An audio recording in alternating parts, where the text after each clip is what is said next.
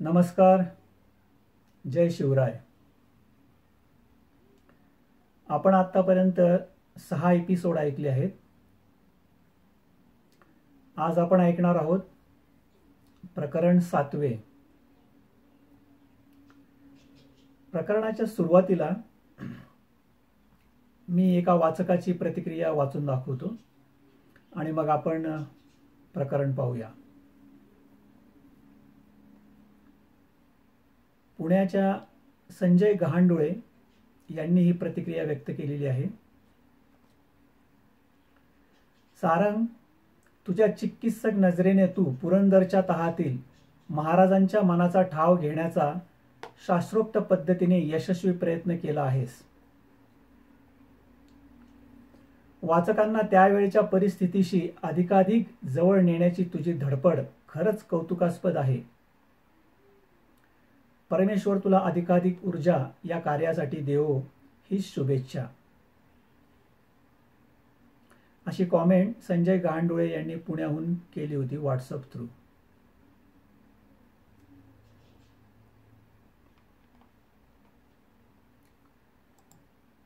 आता आपण पाहूया प्रकरण 7. महाराजांचे शक्ती प्रदर्शन.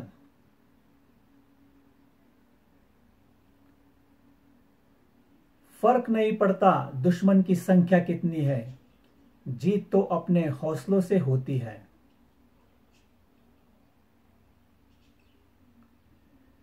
शिवाजी राजे स्ट्रेंथ प्रेझेंटेशन.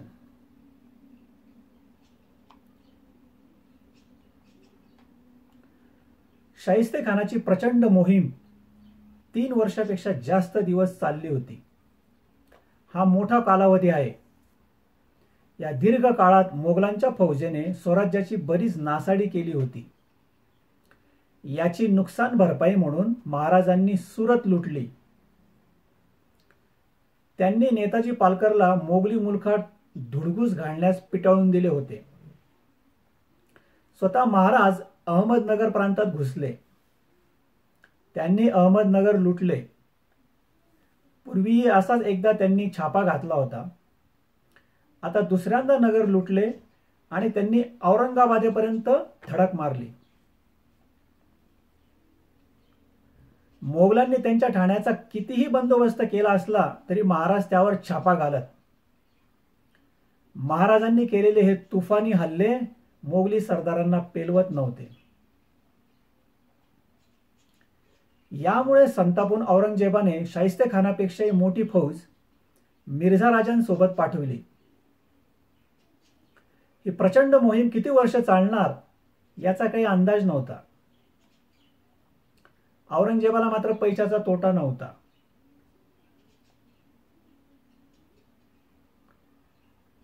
महाराजांनी मात्र सुरुवातीपासूनच तह वाटाघाटी करण्याचे ठरविले होते असे परिस्थितीवरून स्पष्टच दिसते. म्हणून मिर्झा राजांच्या आक्रमणाची बातमी ऐकल्यावर सुद्धा ते बसनूरच्या मोहिमेला निघून गेले होते. पण मिर्झा राजे तहाला वाटाघाटीला तयार नव्हते. त्यांना सर्वप्रथम तहाला तयार करणे व तयार केल्यावर त्यांनी बैठकीत अवास्तव मागण्या करू नयेत यासाठी त्यांना शिवशाहीचा तडाखा देणे आवश्यक होते.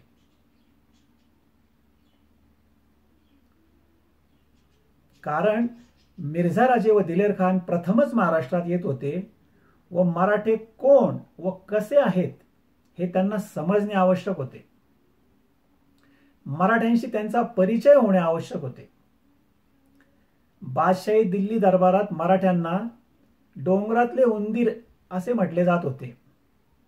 औरंगजेब महाराजांना पहाडी चुहा म्हणत असे.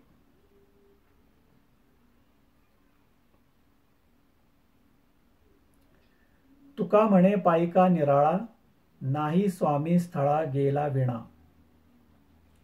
संत तुकाराम. मुरारबाजींची निवड. मुरारबाजी महाराजांचा कडवा लढवय्या, एक शमशेर बहादर. बाजी प्रभू, फिरंगोजी, येसाजी, कोंडाजी, तानाजी प्रमाणेच तो एक सरदार होता. यावेळेसचा सरदार, यावेळेसचा पुरंदरचा किल्लेदार वेगळाच होता. इतिहासाला त्याचे नाव ठाऊक नाही. तेव्हा मुरारबाजीने मोगलांविरुद्ध लढण्यासाठी नेताजीच्या किंवा महाराजांच्या ब्रिगेडमध्ये असायला हवे होते. मग तो पुरंदरवर कसा?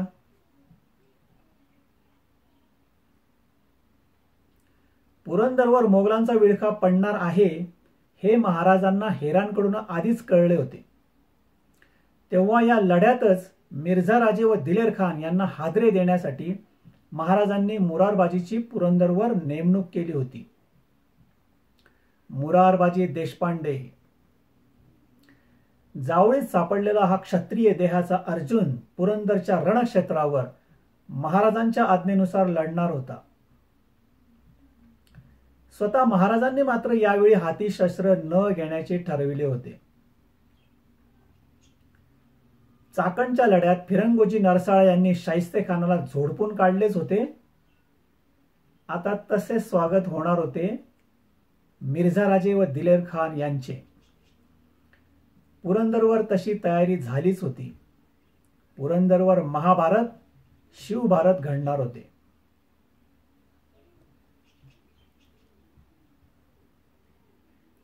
मिर्झा राजे दिलेर खान यांच्या नेतृत्वाखालील मोगलही काही शेंदाड शिपाई नव्हते. स्वतः दिलेर खान कसलेला योद्धा होता.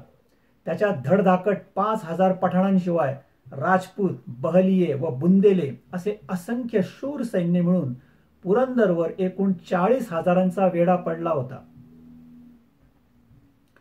शिव इतिहासातील पुरंदरचा लढा हा प्रदीर्घ असा अभूतपूर्व लढा आहे. दिनांक 31 मार्च ते 11 जून म्हणजे एकूण 70 दिवस. प्रचंड सैन्य व मोठा तोफखाना यामुळे पुरंदरवर जोरदार हल्ले करून काही दिवसातच पुरंदर काबीज करू व त्याच पद्धतीने शिवाजीचे इतर किल्ले जिंकू असा दिलेर खानाला आत्मविश्वास होता. परंतु त्याचा अंदाज धुळीला मिळाला. कारण पुरंदरच्या मराठ्यांनी किल्लेदार व मुरारबाजीच्या नेतृत्वाखाली खानाचे हल्ले मोडून काढण्यास सुरुवात केली. युद्धाचा जोरदार भडका उडाला. पुरंदरच्या आखाड्यात मोगलशाही व शिवशाही या दोन पराक्रमी मल्लांची अटीतटीची झुंज सुरू झाली होती. 15 दिवसांच्या लढाईनंतर आपल्या तोफखान्याच्या साह्याने दिलेर खानाने वज्रगड जिंकला व पुरंदरचे प्राण धोक्यात आले.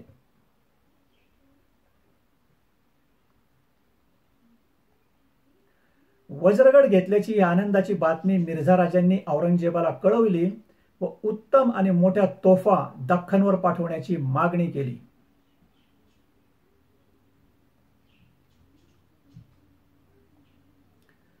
शिवशक्ती विजय मिळवणे हा महाराजांचा हेतू नव्हे. पुरंदरच्या लढ्यात विजय मिळवणे हा महाराजांचा मुख्य हेतू नव्हता, तर मिर्झा राजांना शिवशक्तीची ओळख करून देण्याचा होता व हे पुराव्याने सिद्ध करता येईल.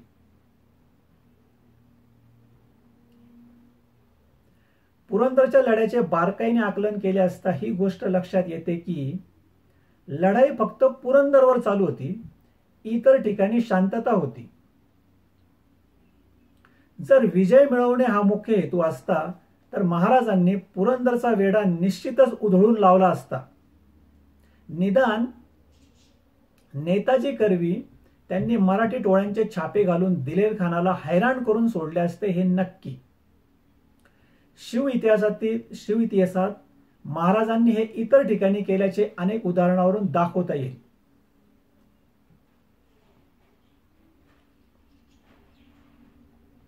जसे उदाहरणार्थ शहाजी राजांनी परिंड्याला वेढा घातलेल्या शहाजादा सुजाच्या फौजेवर छापे घातले होते. त्यामुळे मोगलांना वेढा उठवावा लागला होता.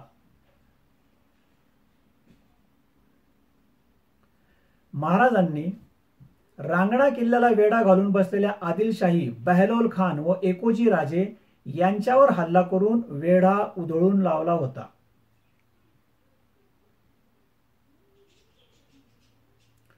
पुढे एकदा दिलेर खानानेच साल्हेरीला अजस्र वेढा घातला होता. इसवी सन 1671 अखेर महाराजांनी सरनौबत प्रतापराव गुजर व पेशवे मोरोपंत यांना पाठवून हा वेढा उधळून लावला. दिलेर खानाचा रवळा गडाला पण वेढा पडला होता, पण 12,000 मावळ्यांनी टोळ्या करून खानावर सतत छापे घालण्यास सुरुवात केली. खान हैराण झाला. अखेर त्याने रवळा गडाची मिठी सोडली. इत्यादी उदाहरणे देता येईल.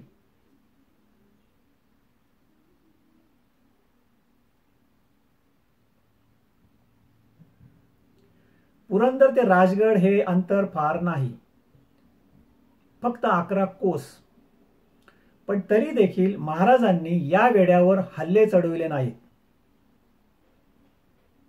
गंमत म्हणजे दिलेर खान पुरंदरला वेढा टाकण्यासाठी पूर्वी जेव्हा सासवडला आला होता, दिनांक 31 मार्चला, व मुक्कामासाठी चांगली जागा शोधू लागला होता, तेव्हा अचानक मराठी टोळीने खानावर धाड टाकली होती.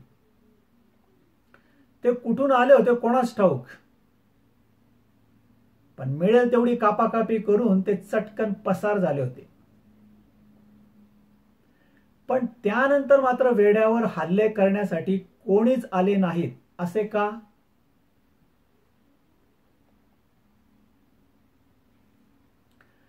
चाकणच्या किल्ल्याप्रमाणे पुरंदर देखील एकांगी लढत होता. पुरंदरवर मराठे होते 4,000, तर दिलेर खानाचे सैन्यबळ होते 40,000. म्हणजे विषम द्वंद्व.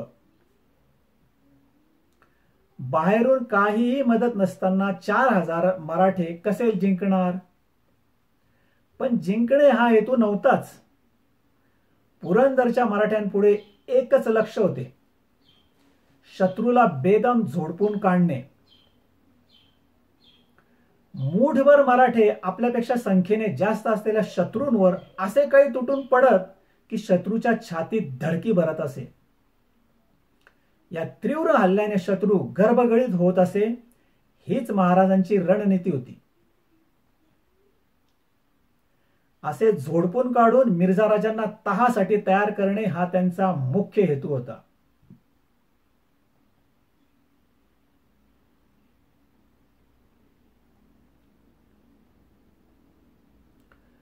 मिनिमम एफर्ट मॅक्सिमम इफेक्ट, अर्थात कमीत कमी श्रमात जास्तीत जास्त फायदा.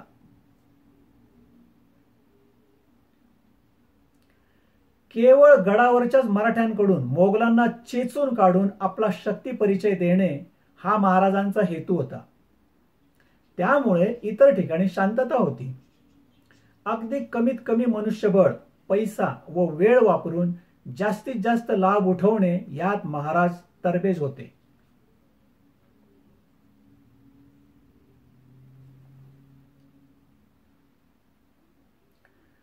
आईच्या गर्भात उमगली झुंजाराची रीत.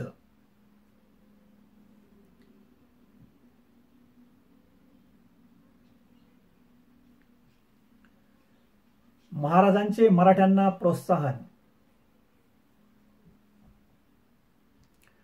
वज्रगर पडल्यावर पुरंदरी लवकरच पडणार हे महाराजांनी ओळखले होते. मात्र तरीही त्यांनी वेढा उधळून लावण्यासाठी किंवा छापा टाकण्यासाठी मराठी टोळ्या पाठवल्या नाहीत. पण महाराजांची आपल्याला काही मदत येत नाही व वज्रगडी पडला म्हणून गडावरच्या मराठ्यांचे मनोधैर्य खचू नये म्हणून महाराजांनी काही सैन्य व दारुगोळा पुरंदरच्या मदतीला पाठवून दिला.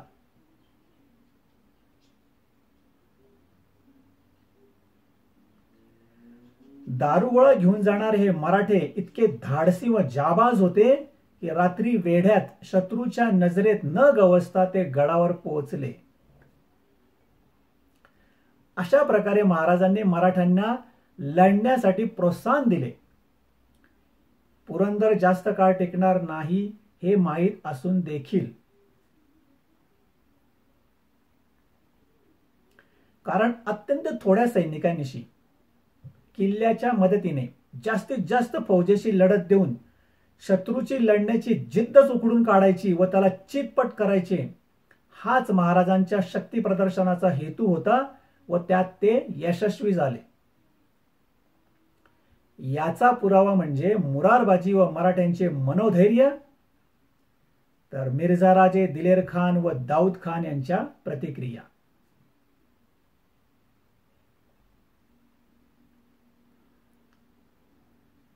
मोगलांचे प्रचंड नुकसान व मानसिक खच्चीकरण.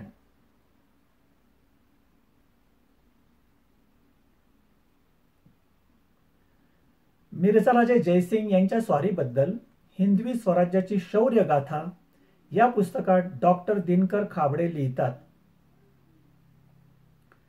पुरंदरच्या आघाडीवर मराठ्यांना अपयश आले. शिवाजीच्या आयुष्यात या लढ्यामध्ये पहिल्यांदाच पराभव आला. या लढ्यामुळे मराठी राज्याची अतोनात हानी झाली. अनेक प्रदेश उद्ध्वस्त झाले आणि महाराष्ट्रात शोककळा पसरली.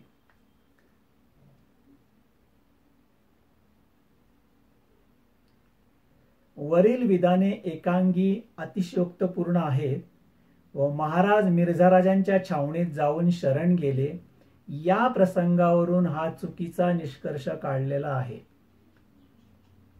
म्हणून वरील विधाने बरोबर नाहीत. कारण वस्तुस्थिती नेमकी उलट आहे. स्वराज्याच्या नुकसानीपेक्षा मोगलांचे जास्त नुकसान होत होते हे पुराव्यानिशी सिद्ध करता येईल.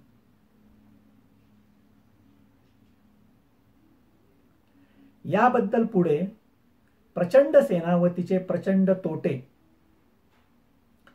मॅक्सिमम एफर्ट्स मिनिमम इफेक्ट या प्रकरणात याची सविस्तर माहिती दिली आहे.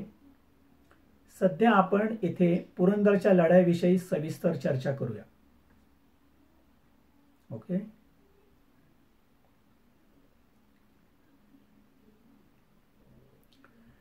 बाजी मावळ्यास जमवी हाती घेई खांड्यास, भिडून मारी मोगलास, मोगल पळ काढी पाठ दिली मावळ्यास, मर्द पहा भ्याले उंदरास. महात्मा फुले.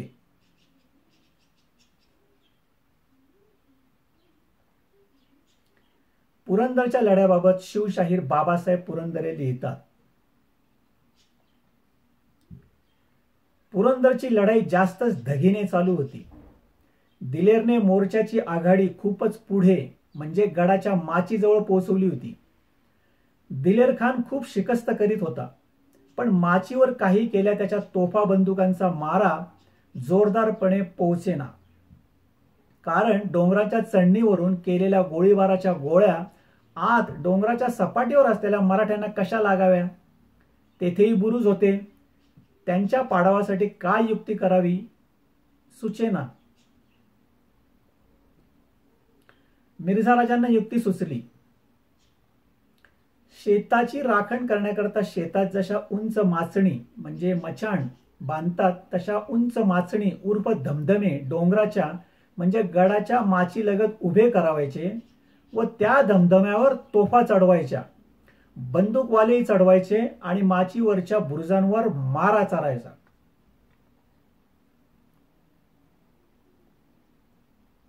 लगेच कामास प्रारंभ झाला. पहिला धमधमा तयार झाला दिनांक 30 मे 1665 रोजी. ही तारीख चुकीची आहे कारण मुरारबाजी पडले 16 मे रोजी व हा प्रसंग त्या आधीचा आहे. मराठे गप्प बसलेले नव्हते. ते आपल्याकडून शत्रूचा डाव मारून काढण्याची शिकस्त करीतच होते. उंच माळ्यावर दोरखंडांनी दिलेरने तोफा वर चढविल्या, बंदूकवाले वर चढवले. मराठ्यांनी तोफा डागल्या. बंदुकांचा जबरदस्त मारा सुरू केला. तोफा धडकू लागल्या. बाणांचा व हुक्क्यांचा माराही चालू केला. मोगलांनी तोफखाना सुरू केला. दोहींकडून भयंकर आग बरसू लागली. प्रचंड कल्लोळ उडाला. पुरंदरच्या जीवन मरणाचा हा सवाल होता. दोन्ही पक्षांकडून घनघोर संग्राम सुरू झाला. मराठ्यांनी दिलेरची पहिली तुकडी जी माळ्यावर चढून मारा करीत होती ती मारून काढली. मिर्झा राजांची राजपूत माणसे व दिलेरचेही लोक पुन्हा मोर्चावर चढले. तोही प्रयत्न मराठ्यांनी हाणून पाडला. मग जबरदस्त खान व मोगलांचा मीर आतिश खान हेही मोर्चावर येऊन दाखल झाले. भूपत सिंह हा 500 स्वारांवरचा सरदार मोर्चावर आला, पण मराठ्यांनी तुफानी मारा करून हाही हल्ला मोडून काढला. दिलेरचे व राजांचे अनेक लोक ठार झाले. राजांच्या निस्बतीचा सरदार भूपत सिंह हाही ठार झाला. मराठ्यांचा हा नेट पाहून मिर्झाराजे वचकले. दिलेर खान तर अतिशय चिडला. मराठे बेहोश होऊन झुंजत होते, ओरडत होते. पुढे होणाऱ्या युद्धात आपले कसे होईल म्हणून मिर्झाराजे चिंताग्रस्त झाले असतील.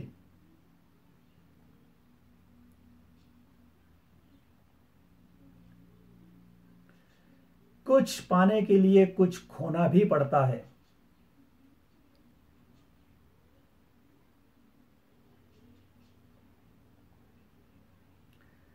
तलवारीशी लगीन लागलं, जडली वेडी प्रीती.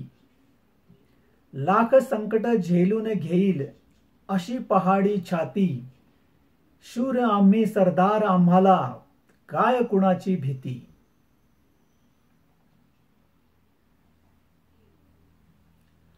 मुरारबाजींचे बलिदान. पुरंदरचा खालचा किल्ला दिलेर खानाच्या ताब्यात गेल्यावर मराठ्यांनी बाले किल्ल्यावरून झुंज दिली. दिलेर खानाने बाले किल्ल्याच्या सर दरवाजावर चढाई करण्याचा बेत आखला. त्याच वेळी मुरारबाजीने दिलेर खानावर झडप घालण्याचा धाडसी निर्णय घेतला.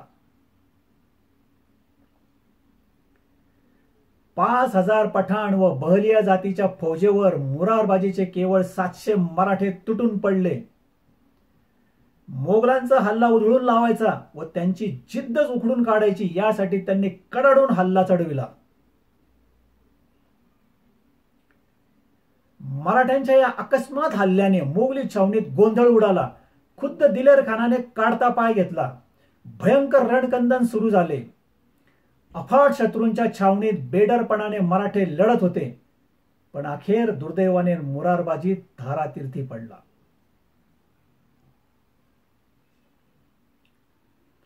मुरारबाजीच्या शौर्याने दिलेर खानाने आश्चर्याने तोंडात बोटे घातली.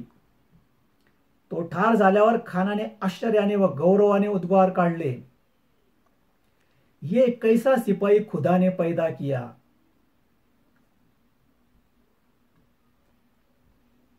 मुरारबाजीच्या पराक्रमाचे व हौतात्म्याचे शिवशाहीर बाबासाहेब पुरंदरे यांनी यथार्थ व डोळ्यासमोर उभे राहील असे सुंदर वर्णन केले आहे.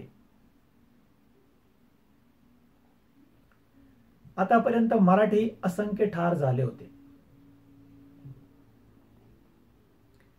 मुरारबाजी पडला तरी पुरंदर पडला नव्हता. पुरंदरवरची नाईक आणि महार मंडळी खानापुढे वाकायला तयार नव्हती. दिलेर खान विचार करत होता, नवीन हल्ले करण्याची तयारी करत होता. पुरंदरचे व मराठ्यांचे नुकसान झाले होते. आतापर्यंत बरेच मावळे पण ठार झाले होते.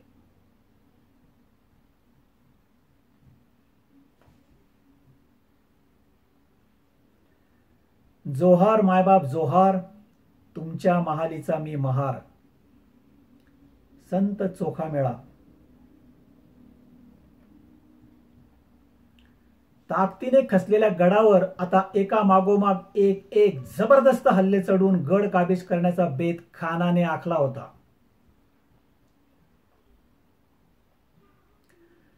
ताकदीने मराठे खसले असतीलही, पण त्यांची हिंमत खसलेली नव्हती. पुरंदरगडाची जिद्द कमी झालेली नव्हती. कारण अजूनही मराठे म्हणत होते, एक मुरारबाजी पडला तरी काय झाले, आम्ही तैसे शूर आहो, ऐशी हिम्मत धरून भांडतो. दिलेर खानाच्या तोफखान्याने पुरंदरचे तटबुरुज ढासळत होते, तर मराठ्यांच्या हर हर महादेवच्या गर्जनेने मोगलांचे मनोधैर्य. कारण शिवशाहीर बाबासाहेब लिहितात, 2 महिने उलटून गेले म्हणजे एप्रिल व मे, तरीही पुरंदरचा कब्जा दिलेर खानाला मिळण्याची चिन्हे दिसत नव्हती. शिवाजीचा एक एक किल्ला जिंकायला इतका वेळ लागू लागला तर त्याचे सगळे किल्ले जिंकायला किती वर्ष लागायची? आणि मग खुद्द शिवाजी केव्हा हाती लागायचा? खानाला समजेना, त्याची अक्कल गुंग झाली. शिवाजी तर अजून खूप दूर आहे, मृगजळाच्या पैल तीरावर. एका डोंगराशी झगडता झगडता डोंगरा एवढा दारुगोळा ढगात गेला. जबरदस्त घाव घातले तरी गडाची पापणीही आमच्या भीतीने लवत नाही. काय करावे? डोंगरातले उंदीर म्हणून या मराठ्यांची कुचेष्टा दिल्लीत बसून करणे सोपे, पण हे लोक गेंड्याहून चिवट आहेत, वाघाहून शूर आहेत आणि मासळीहून चपळ आहेत. यांना जिंकावे कसे?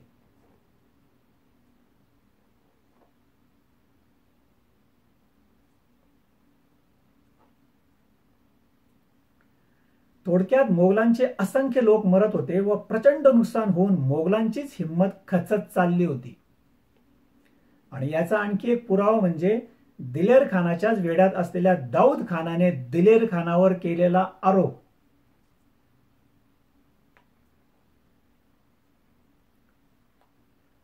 दिलेर खानावर दाऊद खानाने केलेला आरोप ऐका, नीट ऐका. पुरंदर किल्ला जिंकला जाणे ही केवळ अशक्य गोष्ट आहे. हा वेढा म्हणजे दुसरे तिसरे काहीही नसून माणसांचा नाश आणि पैशाची उधळपट्टी आहे. अशा स्वरूपाचा स्पष्ट आरोप दाऊद खानाने दिलेर खानावर केला आहे.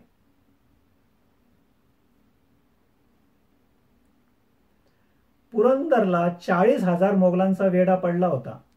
इतक्या लोकांना लागणारी रसद, 3 प्रचंड तोफा किल्ल्यावर चढविणे, मोठमोठ्या लाकडी ओंडक्यांनी तोफांचे वजन सांभाळतील असे धमधमे तयार करणे व प्रचंड दारुगोळा या वर्णनाच्या पार्श्वभूमीवर दाऊद खानाच्या आरोपातील तथ्य समजून घेता येईल.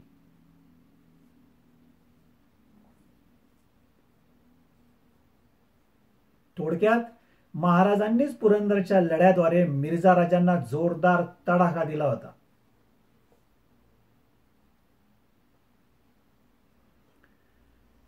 झुकणे आणि झोडपणे.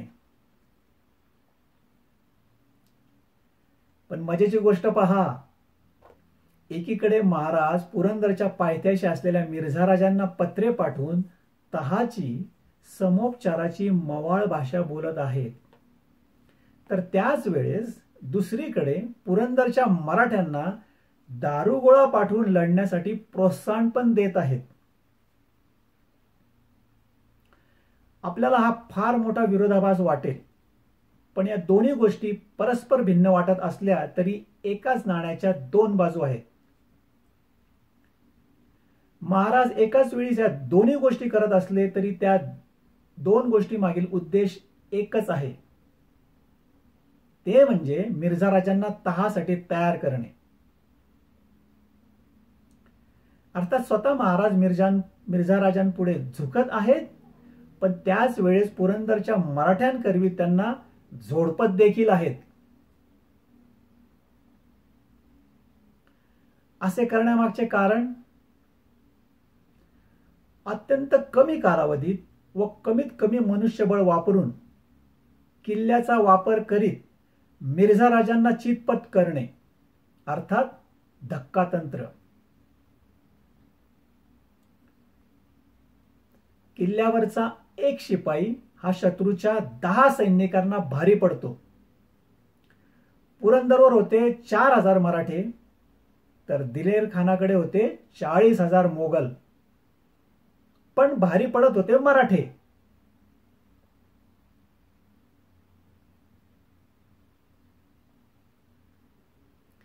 महाराजांच्या स्वतः लष्करी दृष्ट्या निष्क्रिय राहणे हा देखील त्यांच्या रणनीतीचा भाग आहे. असे निष्क्रिय राहूनच त्यांनी मिर्झा राजांवर दबाव आणला आहे. पुरंदरच्या शक्ती प्रदर्शनाने महाराजांनी मिर्झाराजांना जणू सूचक इशारा दिला आहे की पहा, माझे मूठभर मराठेच तुम्हाला डोईजड झालेत. मी तर अजून रणांगणावर उतरलो देखील नाही. उलट मी तुमच्या पुढे झुकतोय. आमच्या या मुरारबाजींचा आवेश पाहून तुमच्या दिलेर खानाने तोंडात बोटे घातली. शहाणपण याच्यातच आहे की तह करून प्रकरण इथेच मिटवून टाका, नाही तर मी माझ्या सर्व मराठ्यांनिशी पूर्ण ताकदीने रणांगणावर उतरलो तर तुमची पळता भुई थोडी होईल.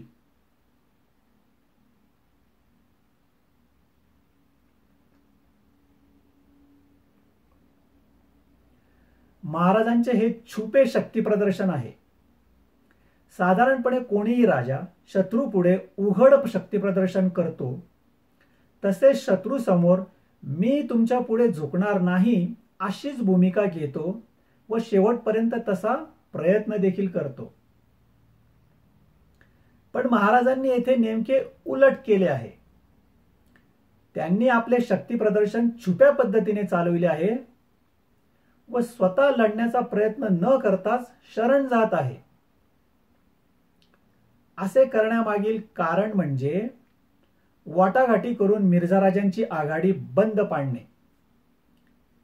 पण या वाटाघाटी फायद्याच्या होण्यासाठी आवश्यक ती वातावरण निर्मिती तयार करणे. स्वतः लष्करीदृष्ट्या निष्क्रिय राहत व शक्ती प्रदर्शन करीत महाराजांनी अचूक परिणाम साधला आहे.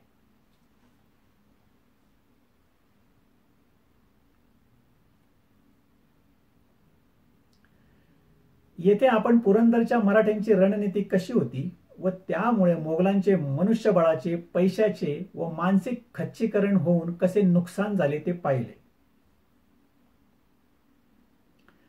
नंतर पुढे आपण सेनापती नेताजी पालकरच्या नेतृत्वाखालील मराठ्यांची रणनीती कशी होती व त्यामुळे मोगलांचे कसे नुकसान होत होते हे प्रचंड सेनापतीचे प्रचंड तोटे या प्रकरणात पाहणार आहोत.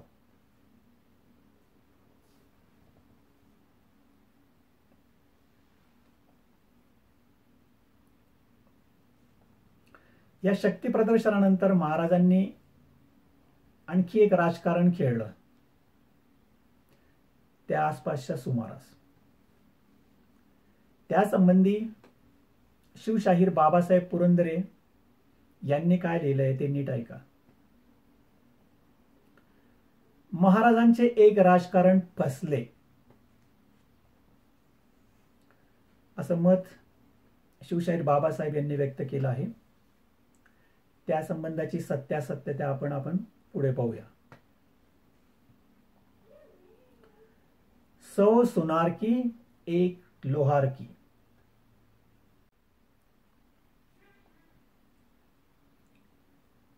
दख्खनच्या पटावर बुद्धिबळाचा डाव मांडला गेला होता. एकीकडे होते मिर्झाराजे तर दुसरीकडे होते शिवाजीराजे. मिर्झाराजांना याची पूर्ण जाणीव होती की शिवाजी विरुद्ध जिंकणे सोपे नाही, म्हणून ते सावधगिरीने पावले टाकत होते. दख्खनमध्ये आल्यावर त्यांनी इतर शिवशत्रूंना गोंजरायला सुरुवात केली होती. त्यासाठी त्यांनी आपले ब्राह्मण गुप्तहेर दखनी म्होरक्यांकडे पाठवले होते. विजापूरचा आदिलशाह, गोव्याचे पोर्तुगीज, जंजिऱ्याचा सिद्दी, रामनगरकर व जवारकर कोळी राजे, बेदनूरकर नाईक, बसवा पट्टणकर नाईक तसेच चंद्रराव मोऱ्यांच्या नातलगांनाही बोलवणे पाठविले होते. अफजल खानाचा मुलगा फाजल खान यालाही त्यांनी पत्र पाठवून सांगितले की बापाच्या मरणाचा सूड शिवाजीवर उगवण्यासाठी तू मोगली छावणीत दाखल हो.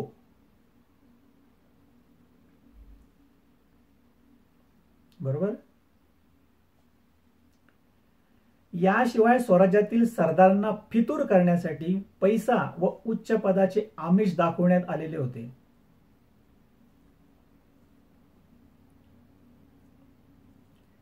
महाराजांनी मात्र एकीकडे पत्रातून नम्रतेची भाषा तर दुसरीकडे पुरंदरच्या व नेताजीच्या मराठ्यांकरवी मोगलांना झोडपून काढायचे धोरण चालू ठेवले होते.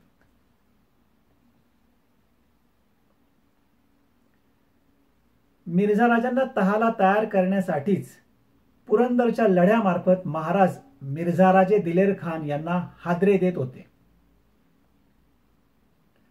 2 पत्रे पाठवून त्यांनी आपण तहाला तयार आहोत, खंडणी व किल्ले देण्यास तयार आहोत असेही कळवले होते. पण मिर्झा राजांनी हे प्रस्ताव फेटाळून ताठर भूमिका घेतली होती.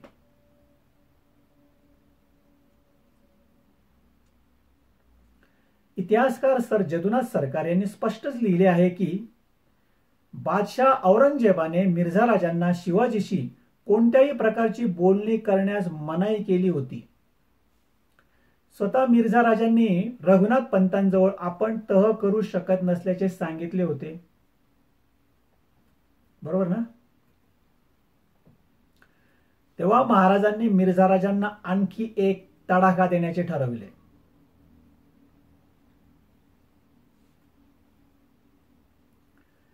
महाराजांनी एकीकडे रघुनाथ पंतांना मिर्झा राजांकडे बोलणीसाठी पाठवले होते दिनांक 20 मे रोजी, व त्याच सुमारास त्यांनी विजापूरच्या आदिलशहाकडे पण बोलणी सुरू केली की तुम्ही व आम्ही म्हणजे आदिलशाही व शिवशाही एक होऊन मिर्झा राजे व दिलेर खान या दोघा मोगली सरदारांचा पराभव करू.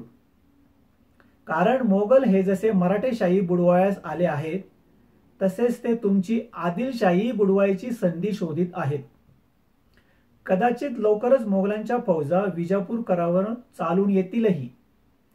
म्हणून आपण दोघे एक होऊन आत्ताच मोगलांचा मोड करू.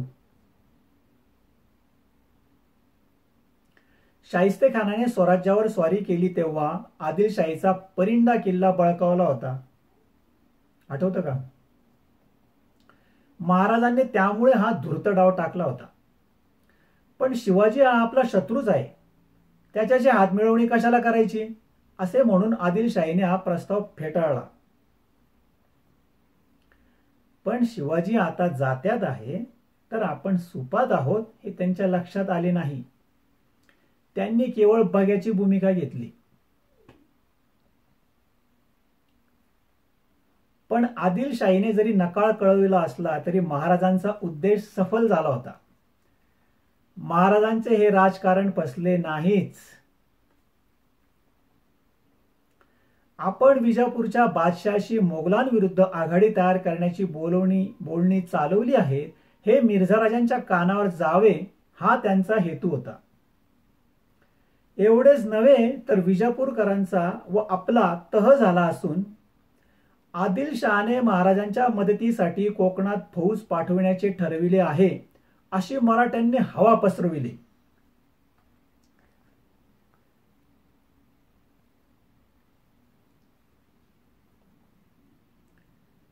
इथे हिटलरचे उदाहरण पुन्हा घेता येईल.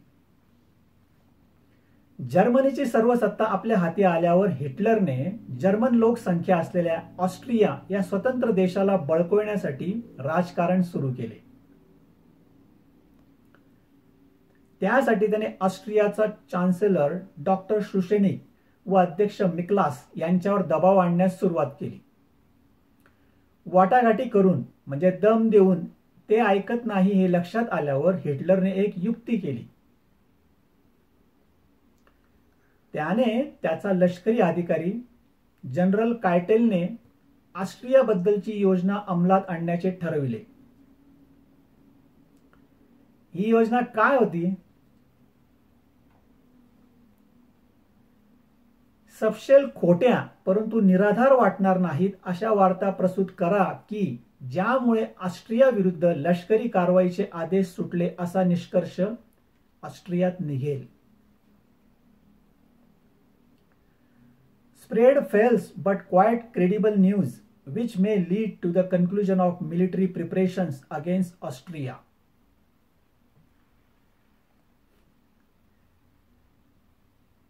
दोन दिवसात जर्मनीत सैन्याच्या हालचाली सुरू झाल्याच्या विलक्षण वार्ता ऑस्ट्रियात पसरल्या. याचा परिणाम तात्काळ झाला आणि अध्यक्ष मिक्लास व डॉक्टर शुशेनिक हादरले. त्यांनी माघार घेतली.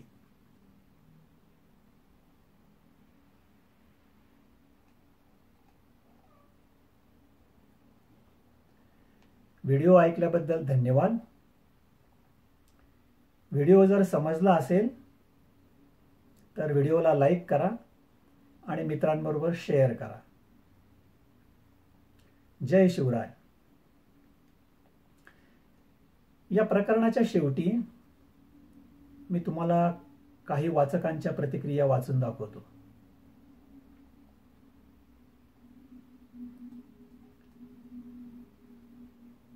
प्रवीण सी दराडे यांनी लिहिले, very well written, I liked it, hearty congratulations.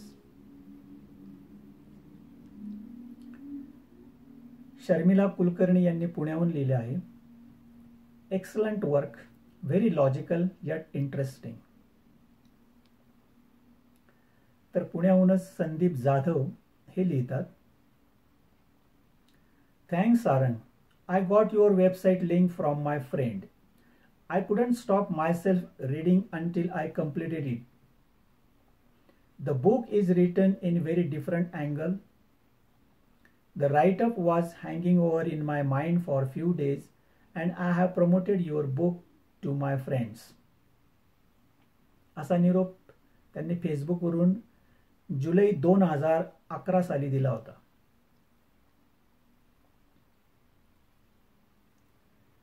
वाचकांच्या या सर्व कॉमेंटबद्दल धन्यवाद. आपल्यालाही याबद्दलच्या काही कॉमेंट्स द्यायच्या असेल तर आपण मला जरूर कळवा आणि अशाच पद्धतीने माझे पुस्तक ऐकत राहा अशी मी आपणास नम्र विनंती करतो. पुन्हा एकदा धन्यवाद. जय शिवराय.